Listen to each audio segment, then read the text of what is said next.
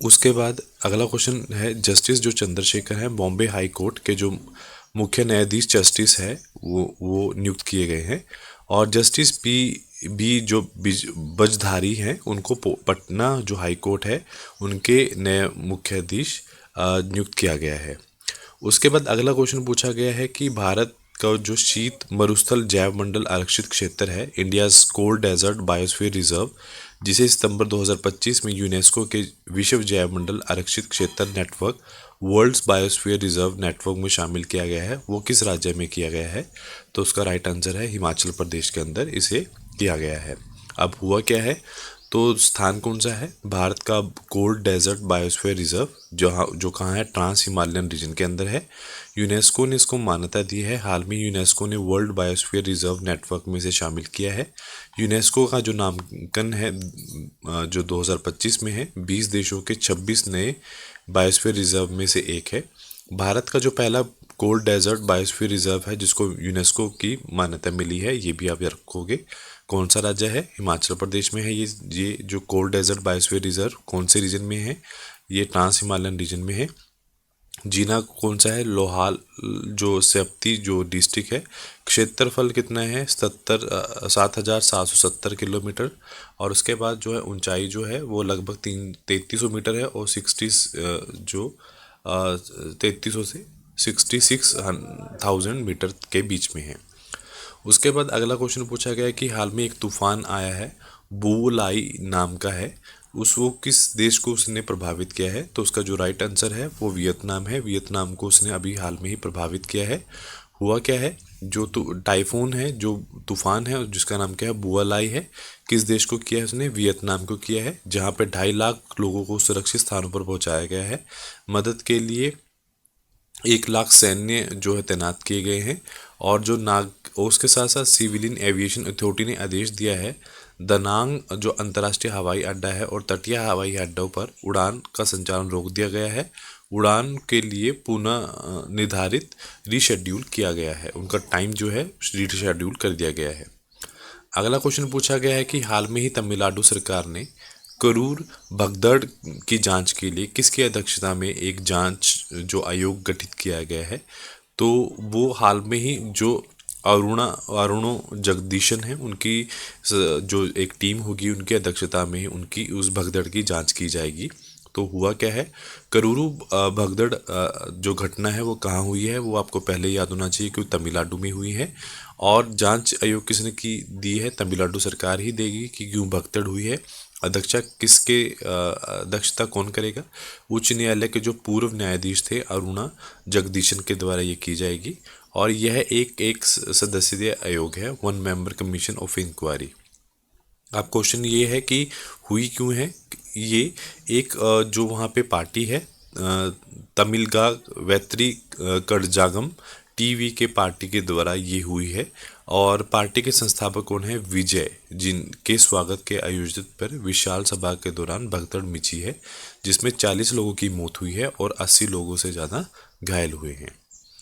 अब question next question पूछा गया है कि हाल में ही किस राज्य सरकार केंद्र शासित प्रदेश को जो है किश्तवाड़ जिले को प्रधानमंत्री धन धान्य कृषि योजना के अंतर्गत एक आकांक्षी कृषि जिले में चुना गया है?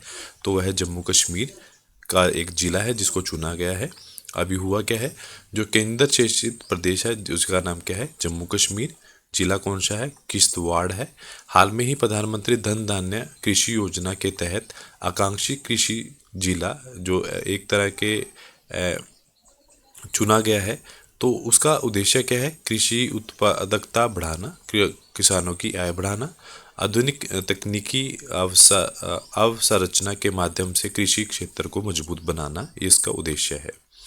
उसके बाद अगला क्वेश्चन पूछा गया है, हाल में ही संयुक्त राष्ट्र जो है यूएन ने किस देश पर आर्थिक व सैन्य प्रतिबंधों को 10 वर्षों बाद दोबारा लागू किया है?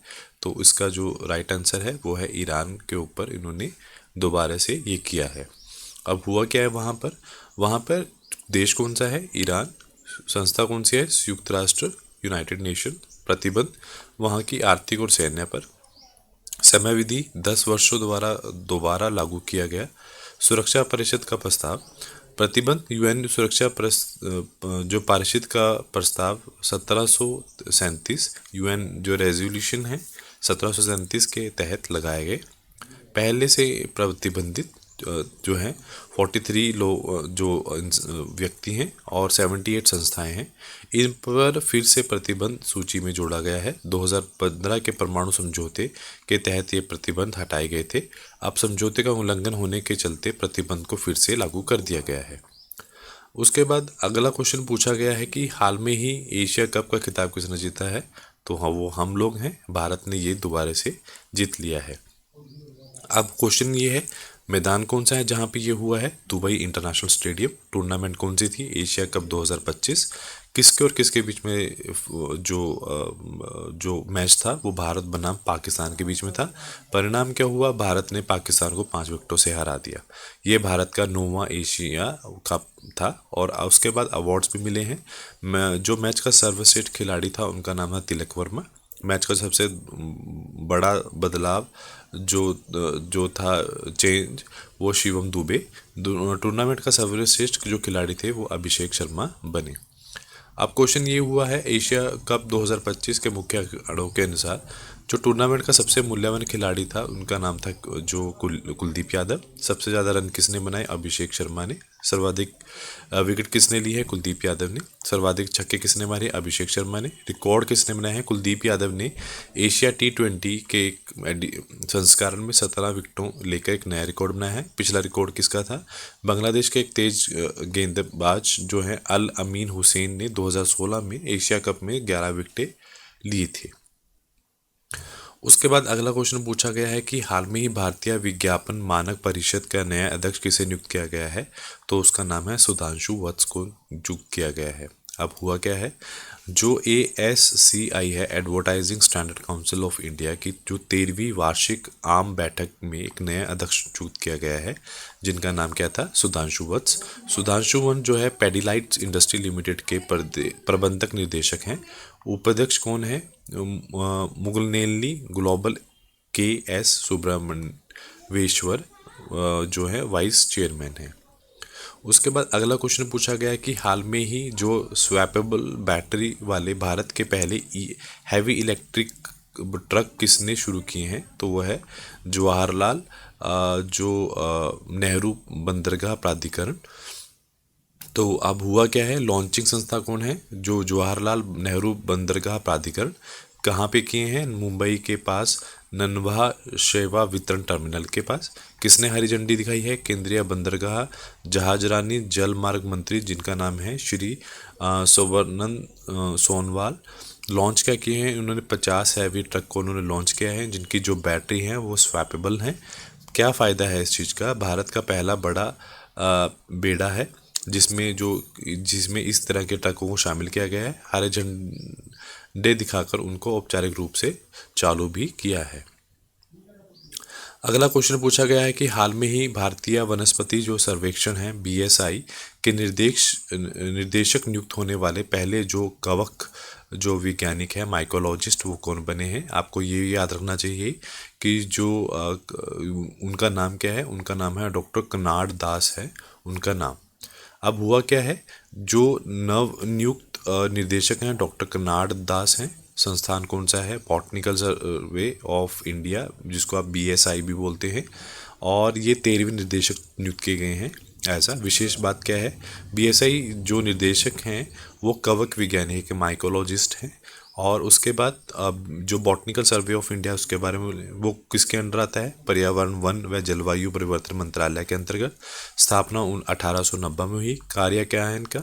ये प्लांट डाइवर्सिटी को देखते हैं, जो टैक्सोनॉमी है उसको चेक करते हैं, और जो अनुसंधान व संरक्षण में भी ये काम करते हैं। अगला क्वेश्चन पूछा गया है, हाल में ही भारतीय रिजर्व बैंक जो RBI के डिप्टी गवर्नर किसे नियुक्त किया गया है? तो उनका नाम है शिरीष चंद्रा मुर्मू है, जिनको नियुक्त किया गया है। तो किन्हें नियुक्त किया गया है? जो शिरीष चंद्रा मुर्मू हैं उनको एज अ भारतीय रिजर्व RBI के डिप्टी गवर्नर नियुक्त किया गया है। नियुक्ति जो है वो कैबिनेट की नियुक्ति समिति जो है उनके द्वारा ये मंजूरी दी गई है। और उनका जो कार्यकाल रहेगा वो 9 अक्टूबर 2025 से 3 साल तक आगे जो होगा तब तक वो रहेगा।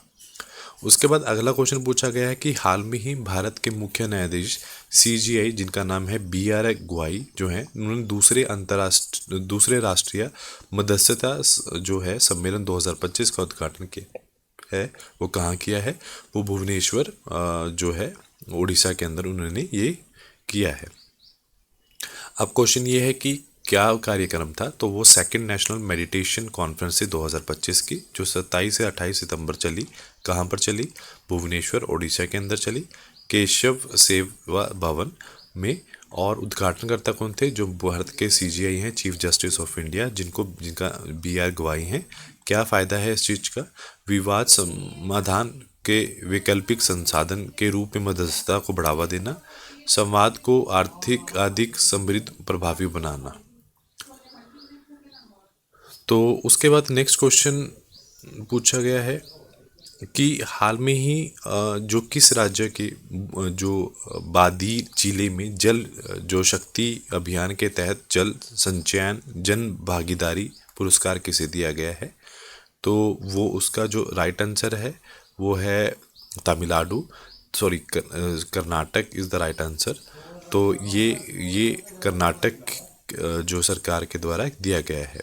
अब हुआ क्या है? कर्नाटक कौन सा राज्य चुना है उन्होंने? कर्नाटक। जिला कौन सा है? बिदीर। और पुरस्कार कौन सा मिला है? जल संचय जन भागीदारी पुरस्कार उनको मिला है। अभियान क्या है? जल शक्ति अभियान है, कैच द रेन। मापदंड क्या है? जल संरक्षण में उत्कृष्ट प्रदर्शन करना। स्थानीय समुदाय को सक्रिय भागीदारी। राशि कितनी मिली है? केंद्र सरकार द्वारा 25 लाख नकद। और स्थिति क्या है? बदीर जिला श्रेणी 3 के अंतर्गत चुने गए 80 जिलों में से शामिल हुआ है। और उसके बाद लास्ट क्वेश्चन पूछा गया है कि हाल में ही भारत का जो पहला जो इंटीग्रेटेड जो है एकीकृत जो ऑन्कोलॉजी अनुसंधान है वो कहाँ शुरू किया गया है? वो गोवा में शुरू किया गया है। ऑन्कोलॉजी क्या है? It is a study of cancer. ये कैंसर की स्टडी होती है, जहाँ पे एक रिसर्च सेंटर शुरू किया गया है। वो कहाँ किया गया है? गोवा में।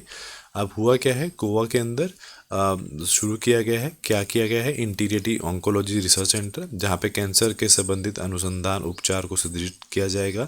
आधुनिक जो है चिकित्सा दी जाएगी, पारंपरिक आयुर्वेदा जैसी समन्वय।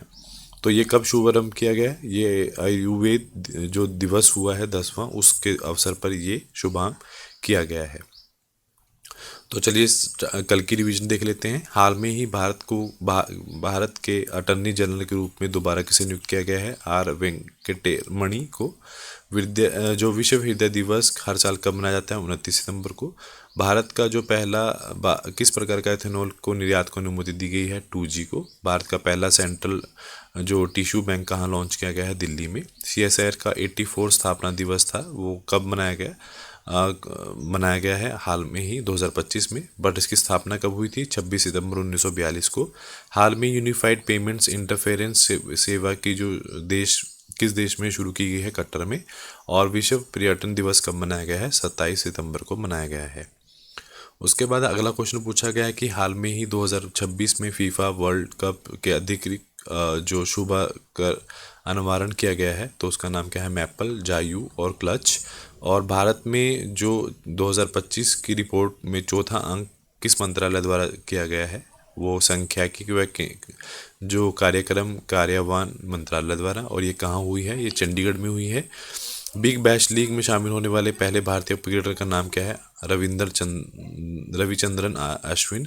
किस राज्य सरकार ने कैलामानी पुरस्कार विजेताओं की सूची जारी की है? तमिलनाडु। और जूनियर विश्व रैंकिंग में शीर्ष पर हासिल करने वाली पहली भारतीय जुडोको कौन बने हैं? हिमांशी टोक्स।